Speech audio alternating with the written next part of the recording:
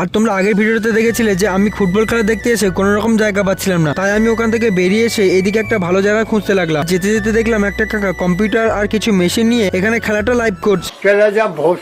তো তেমন ভালো জায়গা না পাওয়ায় আমি আবার চলে আসলাম সেই আগের জায়গাটা, আর এসে দেখলাম কালু রিফারির সঙ্গে কথা কাটাকাটি করছে। তার কিছুক্ষণ পর দেখলাম সেই কালু একটা সুন্দর গোল দিয়ে রোনাল্ডোর মতো সুইমোটটা দেখিয়ে দিল। আর এই খেলাটা শেষ হয়ে যাওয়ার পর গ্যালারিতে পুরো লাইটটা অফ করে দিয়ে এখানে নানা ধরনের বাজি ফাটানো হচ্ছিল। আর আকাশের দিকে তাকাতেই দেখলাম আমি এখানে ড্রোন শটও নেওয়া হচ্ছে। তো আমাদের খিদে পায়, আমরা চলে আসলাম ঝালমুড়ি খেতে। আর ঝালমুড়ি ভাগা খেয়ে আমরা আবার চলে আসলাম খেলা দেখতে। তো ঝালমুড়ি খাওয়াটা কমপ্লিট করে আমরা আবার চলে আসলাম খেলা দেখতে। তারপর খেলাটা দেখতে এসে দেখলাম এখানে আমাদের একটা গ্রামের ছেলেও খেলছে। তোমরা হয়তো অনেকেই চিনতে পারবে, ছেলেটার নাম হলো আলামিন। বেশ ভালোই খেলছিল ছেলেটা। আর এই দলে গোলকিপার ভাইয়ের একটু পায়ে চোট লেগেছিল, তার কিছুক্ষণ পর আবার খেলাটা কন্টিনিউ হলো। তারপর আরো দুটো খেলা দেখার পর আমার খিদেটাও বেশ প্রচন্ড হয়ে গেছে, তাই সেখান থেকে চলে আসলাম একটা বিরিয়ানির দোকান। আর এখানে এসে দামটা জিজ্ঞাসা করতে দাদা বললো মাত্র 100 টাকা। তাই ওখানে আর আমি 1 সেকেন্ড লেট না করে নিজের মতামতটা চেঞ্জ করে দিলাম। তো নিজের মতামতটা চেঞ্জ করে সোজা চলে আসলাম গ্যারেজে। আর বাইকে উঠতে না উঠতেই এই ঠান্ডায় আমার সব সেটআপ পিন্ডি চটকে গেল। আর তোমাদের ভিতরে যদি আমার মতো কাঁপতে কাঁপতে খেলা দেখতে যাওয়ার ইচ্ছা না থাকে, সাবস্ক্রাইব করে তোমার প্রিয় খেলার নামটা লিখে যাও।